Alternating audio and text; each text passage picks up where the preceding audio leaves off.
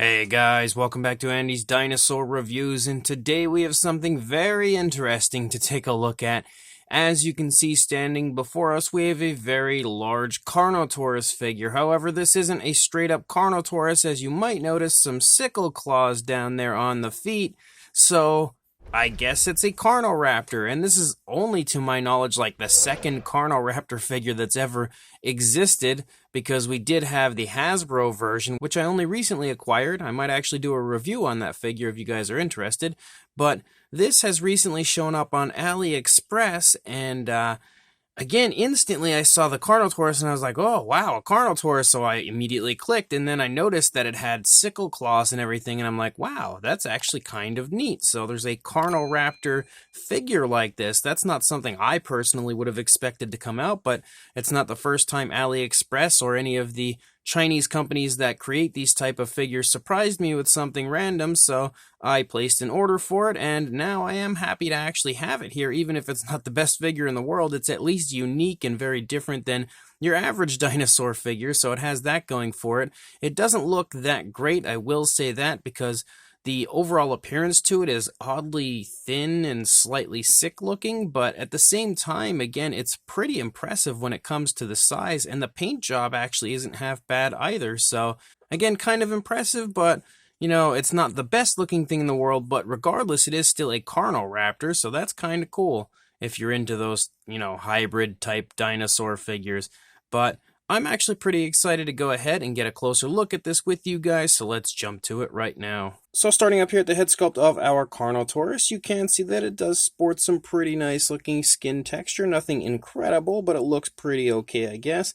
You can see that there's some color variation to the face here, as we have some nice lighter browns. We've also got some darker browns, as well as a black dry brushing. A little bit of like a tannish color there in the palette, and there's even some pink or purple there around the eye, which looks pretty cool. The eye's painted with a yellow, given a black pupil. It's not the most perfect eye paint in the world, but it doesn't look bad either. You, of course, have those trademark Carnotaurus horns up here, and they sport some okay-looking detail, and it's been nicely dry brushed over with more of that kind of like yellowish tan type of a color. Definitely more yellow. It looks like a tan here, but it's actually kind of yellow there, I think, as well. But definitely a yellowish tone, which helps to make those, cracks and crevices of the horns stand out pretty nicely. You can see we have that same coloration for the teeth. The teeth aren't painted perfectly. They're also not very nice looking. They're kind of big and bulky and just look ugly. But you can see that we do have that appearance for the teeth, and we have, again, that coloration for the teeth. And the teeth actually have a nice glossy look to that, yellowish tone. You can see that we have that kind of pinkish or purplish tone there on the inside of the mouth. We've got a tongue sculpted in there, but it doesn't look incredible. The detailing on the inside of the mouth is okay, kind of generic, but at least there's something going on in there detail-wise. You can also see that there is no articulated jaw, but the figure's kind of like a bendable, sort of like a soft material, so that you can kind of articulate the jaw if you would like to, but it doesn't really articulate. You can just push it shut.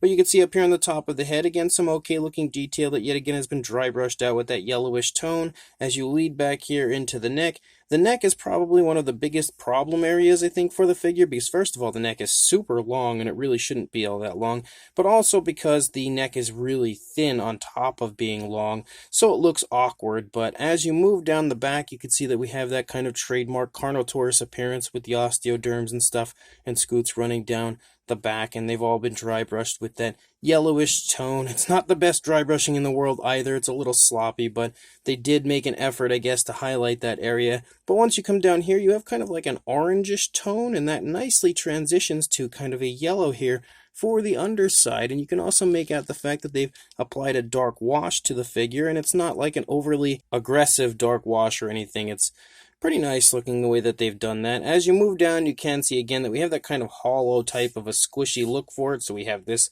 obnoxious little area here. You can also kind of make out like a weird seam here where that area was connected to the figure. So there are definitely some ugly areas to the figure, but you can see some nice airbrushing that they've applied, like some blacks and stuff, and some slightly alternate tones of browns up here to help give it a little bit more of a lifelike appearance. And you can see some fairly nice looking skin texture and scale detail throughout. The arms are held into the body in a pretty nice natural way. We definitely have too many fingernails on our figure, but considering this is a hybrid, I guess you know, it's really whatever you want it to look like, but you can see the nails have been painted with a glossy black. They're not very well placed, that's for sure. They're a little sloppy as far as that paintwork goes. But as you move back here into the stomach, you can see the stomach region lightens a little bit, but we have more of those kind of black stripes leading through there. Kind of some skin stretching off of the stomach there, showing the movement of the leg kind of trailing, but not too much. You can also see a little bit of skin wrinkling up here behind the arm. As you move up here, you can again see the hip bone. Some nice skin wrinkles right there behind the thigh. That's some pretty nice looking detail. And again, you have some more shading as you move down. They kind of tried to highlight the areas of the muscle definition with those blackish tones or those dark brownish tones there in that area. And again, you have more of that kind of like orangish brown moving down. You've got a fairly nice looking calf muscle. Again, the detailing of the calf muscle is fairly nicely defined with that dark wash. Another area where that looks pretty good. And then as you move down, you have almost like an armored type of an appearance running down the shin. If I can get a good shot of it here, it's not perfectly painted, but you can see moving down the shin, we have like a scoot, like almost like an armored like appearance, scoots down the toes yet again. And then we've got ourselves a nice raptor foot down here as we have a sickle claw and everything going on. The nails are actually painted fairly nicely down here. There's also a nail over here, which there's a dew claw, and then there's also a nail on that side. So this Carnotaurus, or Carnoraptor, I should say, has quite a bit going on down here in the foot sculpt, but the detailing looks pretty good. You can see the detailing as well on the other side also looks pretty nice. With a repaint, this figure might not look half bad. Even though the paintwork of this is okay, I think a repaint could make it look a little more precise and a little bit less sloppy. But as you move through, again, you have more of the scale detail, kind of the same detailing that we've had pretty much through the entire figure. There's not much difference when it comes to the scale detail anywhere you look on the figure, but again, it looks okay as you move out. We continue to have a striping effect running out the course of the tail, a little curve there at the end of the tail. For the most part, the tail has a slight curve, but it's nothing overly dramatic, but you can definitely see it curve a little bit there the closer you get to the tip of the tail. And then as we look at the opposing side, straight away you can see some really sloppy paintwork there when it comes to the palette area, but that is not surprising at all because these figures are almost always really sloppy when it comes to the paintwork, so that doesn't shock me. But you can see the head sculpt looks pretty much the same over here. Again, that really long and quite ugly looking neck that we have for the dinosaur. You can see the head slightly leaning toward its left, so it does have a little bit of a turn in the neck. You've got, again, the arm sculpt. It looks like it's pretty much in the same position on this side as it was on the initial side. As you move back, you have more of that nice airbrushing there with those stripes in the stomach region and that lighter tone that's been dry brushed over. You can see the leg is taking a step forward, so the leg's a little further forward on this side compared to what we had seen on the other side. We continue to have that osteoderm-like appearance here running down the back of the dinosaur. You can see that there's a nice darker brown up here on the back as well that again lightens nicely to this kind of like orangish brown. You can see that we also have that same effect here with the thigh with that kind of darker tone that's been applied to the areas of the muscle definition. And we again have the kneecap, the calf muscle, which just have some random paint or maybe some paint that's been taken off of it, so there's a little bit of sloppiness there.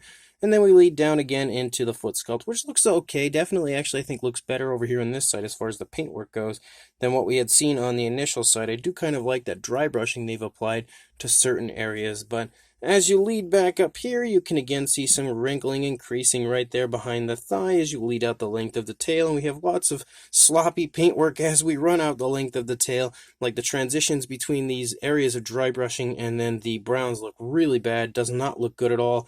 This area as well is super sloppy, but the underside looks okay. I like the kind of light yellowish tone that they've applied, and there's kind of like some lighter tones underneath, so that does help to add a little bit of nice color variation and a little bit more of a realistic appearance. And there's also some okay detailing down here on the underside as a whole, but it's obviously not the best figure in the world, but I thought it was cool because it was a Carnoraptor and definitely cool enough to purchase. And again, I don't know if I'm let down by it or if I'm kind of happy about it. Regardless, I mean, it's a Carnoraptor, so that's something, I guess. Now, as far as the size goes, and this is definitely one area where the figure is impressive, because we do have a pretty good size. For a length, you're looking at about just shy of 19 inches, like just barely under 19 inches, or around 48.5 centimeters, so pretty darn big. And then for a height to the top here of the horn, you are looking at just over 7¼ inches, or around 18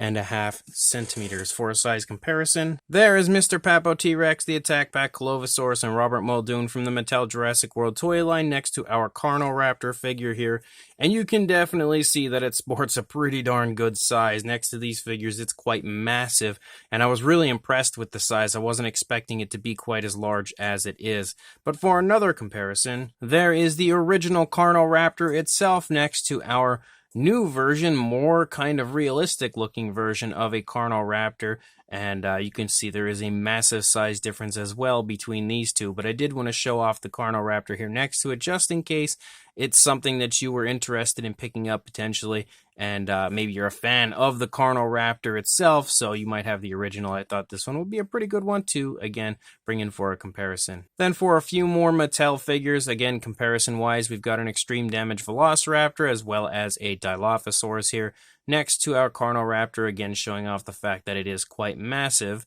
But for another comparison, and a comparison that's actually been requested a lot lately, as people seem to keep saying they would like to see comparisons with a Mattel Rex.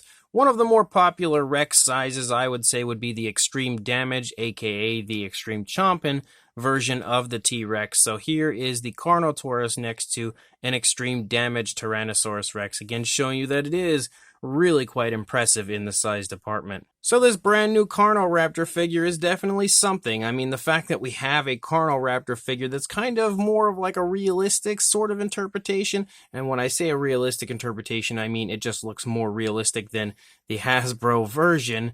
That's not saying that this looks like it could be a living, breathing animal, because it definitely does not. Being a hybrid, it's not realistic to begin with either when it comes to that aspect, but some people are absolutely massive fans of hybrid dinosaurs. I mean, if you go back to like the Chaos Effect line, as well as that hybrid line from Hasbro, people really ate those figures up, so I do kind of like hybrids from time to time. It just really depends, but the Carnoraptor was one that always kind of drew me in just because I'm a huge fan of Carnotaurus. So when I had seen that there was this kind of more lifelike version of a Carnoraptor, I was definitely in immediately, and again grabbed it and placed an order. So honestly, here in hand, it's not great, but it's not terrible. It's cool just because it is a Carnoraptor, but the actual sculpt has some issues, like the really long neck is kind of ugly. The overall dinosaur just looks a little bit like sickly as far as the thin appearance to it. The majority of the fine detail looks okay for what it is. You know, it's got some pretty nice looking sculpt and detail overall. The biggest downside, I think, to the figure is the fact that the paintwork's pretty sloppy. Like, some areas it looks okay, and they came up with a fairly fun paint scheme to it, and kind of having like an orangish brown type of a look looks pretty cool and looks natural on the dinosaur as a whole, but the actual application, again, is really sloppy. Like, the yellow dry brushing is just pretty hideous for the majority of the figure, honestly, and there's just like inconsistencies when it comes to the paintwork of the feet and the way it transitions, and then there's also sloppy paintwork for the fingernails and toenails. But from a distance it looks okay. It's not until you get up close to the figure that you really realize how sloppy the paintwork is. I'm also not a huge fan of that kind of soft, squishy feel that this dinosaur has. Sometimes it can be okay, like there are companies that produce figures that are, you know, similar to that, like Recur or Dasmer's Toys used to, and their figures were great. They were really high quality, but this one, I think it just kind of takes away from the figure a little bit and adds an element of cheapness to the figure as a whole that otherwise could have been non-existent if they had used a different type of material. But I feel like if they did, the size wouldn't be so impressive, because it's normally these kind of softer, squishy feel dinosaur figures that end up being pretty big. So I do like the size, because that's probably the most impressive aspect of the figure as a whole. But regardless, again, it's kind of 50-50. It's fairly fun just because it is a Carnoraptor, but it's definitely not the best figure I've ever seen, and the paintwork is just absolutely as sloppy as it gets for the majority of the figure. Still, if you are interested in picking one of these up, I will include a link in the description to where I purchased mine on AliExpress, so make sure you check that link, go grab this Carnoraptor if you are interested, and make sure you like, comment, and subscribe, and I will see you in the next review. Thanks for watching.